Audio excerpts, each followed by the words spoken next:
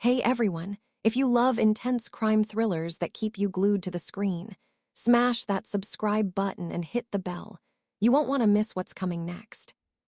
Here's the full recap of an awesome 2010 crime movie, packed with betrayal, revenge, and non-stop tension. The story starts on a quiet afternoon in Marseille, France. Charlie Matthews, a man who left the criminal life behind 3 years ago, is driving home with his little son Justin after a nice day out. Justin spots a street musician and begs his dad to stop so he can watch. Charlie smiles, parks the car in an underground lot, and tells his boy he'll be there in just a minute. As soon as Charlie steps out of the car, 4 masked men appear out of nowhere. Without a word, they open fire. 22 bullets tear into Charlie's body. One of the gunmen even shoots a random stray dog just for cruelty. Charlie collapses in a pool of blood, his vision fading. While he fights to stay conscious, memories flood back, memories of when he was young, sitting in a prison cell, listening to an old gangster everyone called Pops. Pops warned him, "Once you're in this life, kid, there's no walking away clean." Doctors fight for hours in the operating room to save him. News channels report that Charlie Matthews, a known retired mobster, has been shot and is in critical condition. Across town, a cold-eyed crime boss named Tony Zaccaria gets the call. Tony looks calm, but something dark flashes across his face. We start to wonder, did he order the hit on his own childhood friend? Detective Marie Goldstein catches the case. Her boss tells her to drop it. Let these animals kill each other. But Marie has her own reasons to dig deeper. 3 years ago, someone murdered her husband, and she's never stopped hunting the people responsible. While Charlie lies in a coma, we flash back again. 25 years earlier, young Charlie, Tony, and their best friend Karim avenged the murder of Pops by taking out a powerful gangster named Bello. That night, covered in blood, the 3 boys swore a blood oath, brothers forever, no matter what. Back in the present, Marie visits Charlie in the hospital the moment he wakes up.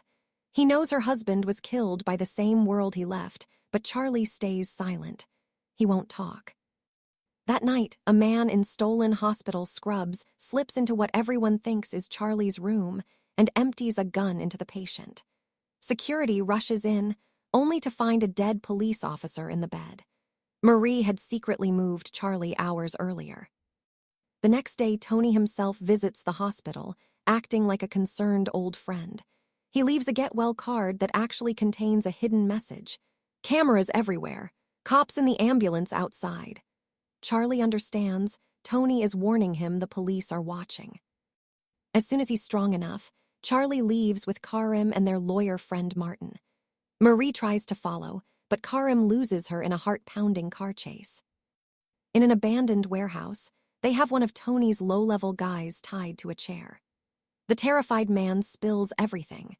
Tony ordered the hit because Charlie walked away from the drug business, and Tony was scared his old friend might one day turn on him or talk to the police.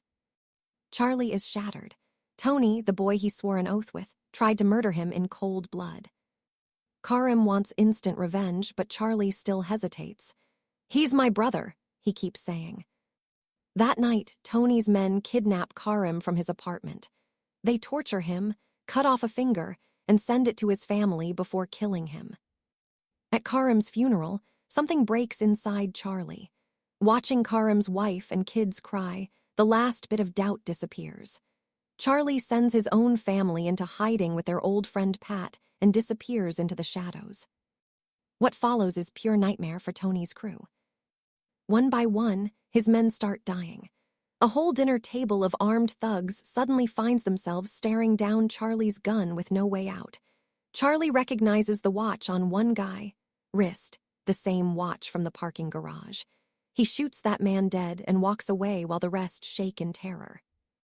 Another soldier visits his friends, Graves. Charlie steps out and puts a bullet in his head. Tony trashes Charlie's empty house looking for him. Charlie, meanwhile, sits quietly in a safe house petting his cat, waiting. When Martin, the lawyer, accidentally leads Tony's killers to the hideout, a massive shootout erupts on the docks. Charlie holds them off long enough for Martin to escape by boat, then roars away on a motorcycle. only to crash straight into a police car. Back in custody, Marie drops a bombshell. At the original crime scene, they found bullets fired into a wall. One of the 5 shooters deliberately missed. Someone in that parking garage didn't want Charlie dead. Marie lets Charlie walk because she now knows Tony ordered her husband's murder too. She wants him behind bars for life. Tony escalates. He crashes his own daughter's wedding party in rage and orders every man he has to bring Charlie in, dead or alive.